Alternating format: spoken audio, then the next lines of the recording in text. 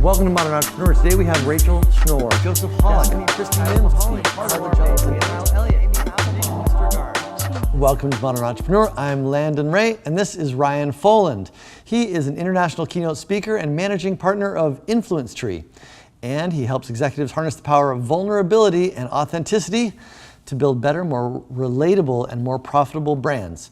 He's been recognized by Inc. magazine as a top youth marketer and a top personal branding expert by Ontraport magazine. He's also the inventor of the 313 method, which is a discovery process that helps communicate ideas into 3 sentences and then condensed into 1 sentence and then ultimately boiled down to 3 words. And when he's not speaking, he's likely sailing his 1977 Cal 34 sailboat named Bingo. Ryan, thank you for being here. Yeah, thanks for having me. Cool. So tell us about Flowstree. Flowstree solves the problem that individuals who want to grow their influence, like a tree, typically don't know where to start, or they're doing the right things in the wrong order. And so we've got courses that are developed for individuals that want to do it themselves. Then we have a done-for-you process where we work with executives.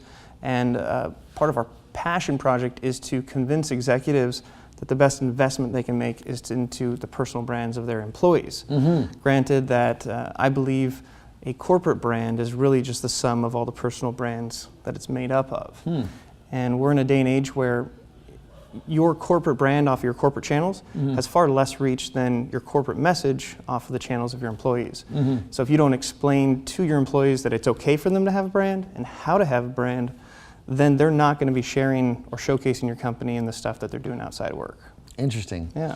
And so how do you manage a situation like that when your employees might have views or shenanigans that they want to post on their walls right next to your brand message that may not represent your brand in the way you'd like it represented? Yeah, well, I'd love to know what shenanigans that we're talking about, because that could depend, right? I mean, that could be a full thing, but if it's somebody licking tacos, obviously that can be a total disaster.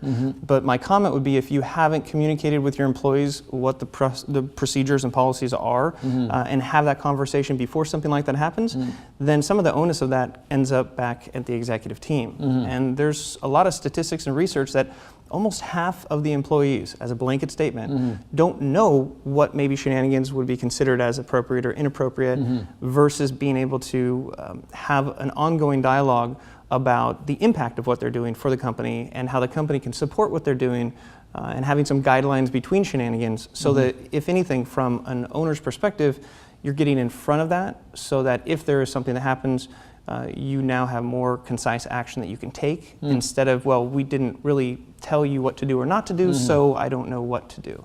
So that would be my answer to that. And it really comes down to getting the right fit for an employee. And oftentimes, if it's just the traditional professional development, which makes sense because you're getting your employees better at leadership and better at their jobs so that the company does better, I think that's only half of the battle. And if you're continuing that conversation and saying, you know, do you have passions outside of work? Is there any way we can support you? And how are you showcasing your thought leadership? Maybe asking them to write a blog for the company, or to post on LinkedIn and say that, you know, you'll support that post and have it be more of an inclusive process. That's the way to get away from this shenanigans without you necessarily knowing. Right. Okay. So I see what you're saying. You're just talking about basically creating thought leaders out of internal influencers, internal influencers, and then promoting their professional work. So they wouldn't be doing. Yeah, I got you. So interesting. Now talk to me about this vulnerability situation. Yeah. If you look at the marketplace, people are trying to get influence, and so they all end up looking and smelling the exact same, right? You have people that are following the leaders, and now all the leaders are looking the same. And we believe that the one true way to differentiate yourself is to be yourself. We have a book coming out called Ditch the Act. And if you look at, say, Twitter, for example, if I'm saying, hey, I'm speaking at Ontrapalooza, great, people are like, cool, they'll support. But if I have just flown to San Francisco and then flown to Vegas and then flown back home and just sort of say, I'm exhausted, does anybody have any tricks that they can get more sleep when you're traveling? Boom. Everybody wants to chirp in because they're feeling that I'm human, that they're with me in this and that they want to contribute. So we work with executives to have them share more about their pets, their families, some of the struggles that they have, and that's really where people connect with. Because if you put yourself as too perfect and you have this mask on, sure, you might have a following, but how engaged are they and how much do they feel like they're part of your journey? So thought leadership that has to do with your expertise, but start with a story about something in middle school that really created an impact in the way that you ended up making the decision as a thought leader 30 years later. And it gets people to know you because your message really ends up being in your mess. We have this exposure resume because people don't know, like, everybody's putting their best self forward, so that's what everybody does. But it's those posts where people are real and raw. There's a bit of coaching that goes into how you can do that. You can just admit that you're exhausted and ask for help, and people flock to it. So there's a lot of strategy, and that's things that we cover in, say, a corporate workshop or with those thought leaders to help them not just be seen as the same duck as everyone else is trying to be. Yeah, got it. So you've been at this for a while now. Yeah. Did you start Influence Tree? I started it with a partner, and it's kind of a funny story. I was at a point where I was writing, I was trying to speak, I was doing all of the right things, but no traction, and couldn't get any grip on the social media side of things. One of my TEDx talks is about how I have borderline millennial disorder. I'm right on the cusp, right? I'm a Gen X with millennial tendencies. So I tried to tap into the millennial side. I'm like, I've got to get up on this stuff. So I was invited to a party at Keith Ferrazzi's house, and he's a brilliant thought leader when it comes to vulnerability and candor and authenticity. And at this dinner, you basically find and you sit with random people, and he explains to you, you can't start the conversation with what's going good. You start the conversation with what's going wrong professionally and personally. And that's how everybody met themselves. So I was there and I was saying, wow, what's going wrong is that nobody's reading my posts. I've got these great speeches that I want to give and nobody's doing anything about it. Like, I can't get any traction, but I'm confident speaking. I feel like I've got all this stuff. We'll go around the circle and somebody's like, well, I've got 10 million reads on all my content. Everybody's always after it. They're always asking me to speak, but I'm not a confident speaker, and I don't know. So afterwards I went up, I'm like, I'll help you if you can help me. And he's like, okay. And so his first exercise was list all of the things that you're doing and that you think you need to do. And he took that list and reordered them. And just that alone really created this clarity. And so working with him almost as a test pilot, we developed this personal branding course, and it just took off from there. So I've been verified on all the accounts, been featured in all the major publications, and all the stuff that we teach is stuff that I've physically, personally gone through because I got to a point where I was just like, I can't figure this out. And so then you finally got traction and kicked off this business. Yeah. And awesome. then again, we talk about the personal brand. So I always tell people, you need to brand you, and then you have a company. Because I was talking with a video editor friend of mine, and his computer just crashed. And if you've ever had your computer crash, it's a terrible nightmare of feelings that come in. You're like, I've lost everything. And that's the way that I would feel when I'd work in a startup and focus on that brand first, and then the startup would fail. Or if you're an employee at a company for 5 or 6 years and you focus on the company brand, and then you leave, and then you have nothing to show for it. So this idea, even though we're excited about Influence Tree, both of us individually are focusing on our personal brands first, and then that's sort of the methodology that we teach. Gotcha. So if you could kind of go back to your early self when you were struggling now, and give that person a piece of advice that would have made that go easier, what would it be? It would be set the compass course first. And so I'm a sailor, and if you are sailing for a long time and your destination is that way, and you're just off by a couple degrees for 20, 30 miles, you're going to end up in a completely different location. And so one of the challenges that I found myself is I was literally a chicken with his head cut off, a ginger chicken with his head cut off, okay?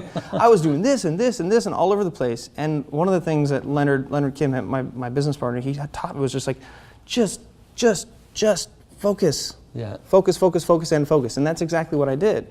I stopped paying attention and investing time into things that weren't hyper focused. And for me, it's this 3-1-3. And so everything that I do is somehow directly linked to it. And since I've had that, I've been just seeing a ton of exciting traction because it's that singular message. Yeah, and so what is the 3 words? it's the 313 is the concept, the 313 method. Yeah. And it helps the end result after you go through it. You're able to describe your business or your idea or your personal brand in 3 sentences, 1 sentence, and then 3 words. Right. So it's a discovery process, and that's what we're going to be talking about today. Cool. And what are your 3 words? So I think of me as maybe a craftsman of communication. Craftsman of communication. Yeah. It's not a tagline. People get confused. What you're doing is you're taking 2 things that are totally separate, and you're connecting them with a relational term. You're tapping into the mental mind maps that people already have about something. So if I was a vending machine of words, you could visualize that. It might mean for you what it is at the moment. And then I sing about this as a method. If I know that you're a car guy, I could be like, all right, think of me as I'm not a car guy, but hold some back pressure in the exhaust. Catalytic converter. I'm the catalytic converter for your conversations. I'm going to sit there and I'm going to stop you when you're saying too much, and I'll let you flow when you're good, but then I'll stop you and I'll regulate that so that you run more efficiently. So it's really more about using metaphor and analogy than a tagline. And it can be fluid and it can be specific to the person you're talking with. Awesome. Yeah. So what do you feel like your unique skill set is? The way in which I challenge people. And I challenge people in a way that keeps it fun, and I bring my energy to the table. When you're dealing with a CEO who is very much an expert, and you're pushing him or her to answer questions that you're not happy with the answers because you're that catalytic converter, and you get them to go further and further, it could very easily be like, but I keep it fun, and I think my core skill that sort of carries me across and why I enjoy what I do is that I bring that energy and I bring that fun to it so that it's manageable.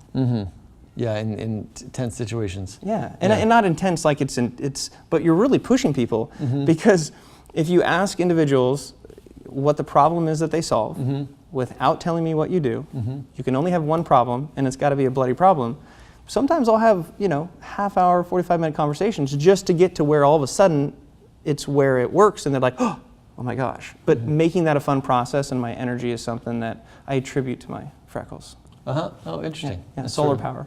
Got it. So tell me this, when you guys go, it sounds like personal brand, you've got a whole thing about this, but what's working to actually drive business right now?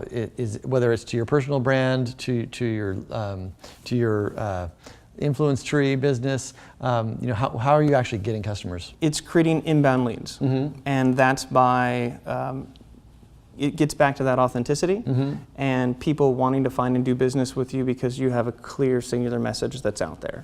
So I have people that find me because of the 313, people that find us because we're listed as top branding experts in featured publications. We don't really do outbound marketing. So what works for us, and what I tell people initially, I call it the IROI. It's the invisible ROI. You're not going to see something happen right now, but if you look at where I was at 3 or 4 years ago versus now, I can tangibly see what that is. So there's a bit of patience that goes into it, and the end result is people reaching out to you, sending direct messages through tweets, just actually wanting a piece of your time. And that's when really you see the tipping point. Yeah, it does take a while to build it up, huh? Right, and I think a lot of people want that instantaneous, but it's not. One of my favorite pieces of advice for people is that successful people are not doing things that everybody else cannot do. Successful people are doing things that everyone can do, but not everyone does. And there's a lot of things hidden in plain sight, right there in front. Like, when was the last time that you authored a blog and actually posted it? It's not rocket science. Anybody can sit in a chair and write, but whoever's making the decision to do that consistently over a long period of time, that's when you start to see the metrics come in. Interesting. What are you learning right now? What do you feel like is your cutting edge, the next most important thing for you to tackle? The most exciting thing for me is the power of the pause. I'm giving my 4th TEDx talk coming up, and that's the title of it. And I'm really fascinated with the amount of time it takes for me to stop talking and then for you to chirp in. There's a big linguistics research that went on, and the average time it takes, if you were to go back and evaluate this, the time between you talk and I talk and you talk, is 0.2 seconds. And the time that it takes for us to come up with a word and actually use it is 0.6 seconds. That means that while we're talking, as I'm talking, you're trying to come up with, or to some extent towards the end, when you get all the signals and cues that I'm about to finish, you're ready to pounce on the next answer. And I want people to slow that down. I want there to be a little bit of a pause. It could just be a breath. It could be blinking your eyes a few times. But what I found is when I give just a little bit of pause in conversation, the other person can finish their thoughts. Creates a little more space for materialization. Whether it's a loved one, asking about their day, and then actually just like listening to the whole day. And I've found that it really has impacted the way that I communicate, and that's something that's there in plain sight.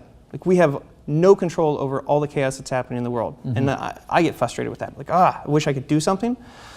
But the one thing you have control over is the time you choose to take before you choose to speak. And if you slow that down just a little bit, it's free. Here, I'll give you one. There you go. But it's such a simple concept that I think is so powerful, and I've been really digging into the research and science of it for my talk, and it's something that I believe is fresh and new on the communication scene, to just teach people to just slow down just a little bit. Yeah, interesting. Yeah. So when you think about like big picture, what it's all for, what do you imagine you would like your legacy to be? Well, the legacy for me is going to be helping people communicate at their best. And I think that's something that's attainable for an individual. I've spoken the last 2 years in Haiti, and I'm excited about entrepreneurs that just a slight change in the way that they deliver the information will make the difference in their world. And with the 313, I encourage people to say the same stuff, but just in a different order. And if my legacy will be anything, it'll be, remember what Ryan said, nobody cares what you do. The only thing they care about is the problem that you solve, and they really will care about it if they have it, or their loved ones or their friends have that problem. And so it's not me being mean, it's just like, I really feel that people are interested when they have something in it. And so that will be the legacy, to where somebody asks, what is it that you do? And the other person will think, take a pause, and they'll say, it's kind of funny, it's not what I do that's important, it's the problem that I solve. And then who they're talking with will go, what problem do you solve? And they'll quickly figure out if there's a match, and if it's not a match, that person they're talking to is going to want to refer them to somebody else. And I think we'll all be better communicators because of it. That, and my life design from a Tim Ferriss standpoint is that if I'm not speaking, I want to be sailing. So I just want to speak around the world, which I'm doing, but have enough time and the ability to post up, rent a catamaran, and go sail around for a little bit. Awesome. That sounds like a lot of fun. Yeah. So we've called this thing Modern Entrepreneur. We're trying to figure out what it is that makes this sort of moment in entrepreneurial history unique. What do you feel like that is? You've been around for a while. How are things different than they were 10 years ago, 5 years ago even? I think that the advent and adoption of social media has created this false reality that it's important to broadcast instead of have conversations. And you talk about business. If I have a TV show that's being aired, and I'm one of the experts on it, and instead of saying, hey, I'm on a TV show, I tweeted out, if you were on a TV show that's airing soon, what are some of the things you do to promote? And then everybody wants to chirp in. And then I take time to engage with each person and read and get back to them. And I'm building these little tiny relationships of people that aren't just liking or retweeting, but they're actually, when it comes out, they're going to share. So I think that the more you look at communication as truly a dialogue or a back and forth, that's the way to take advantage of where things are. Because if you DM somebody right now, like, they get super excited about it. Whereas a lot of people are focused on the feeds and what's happening. So I think there's a lot of opportunity in that personalization, customization, authentic relationship building, like one tweet at a time. Yeah, a little pause before we push the tweet button, maybe. Oh, that's that too. And I say, you are what you tweet, so you got to be careful. Which for me is absolutely nothing. Awesome. Well, I tweeted you up today. Okay, good. Yeah. Thank you so much for being here. This is awesome. Would you do us the honor of signing our wall? Sure. Awesome. I will. Cool.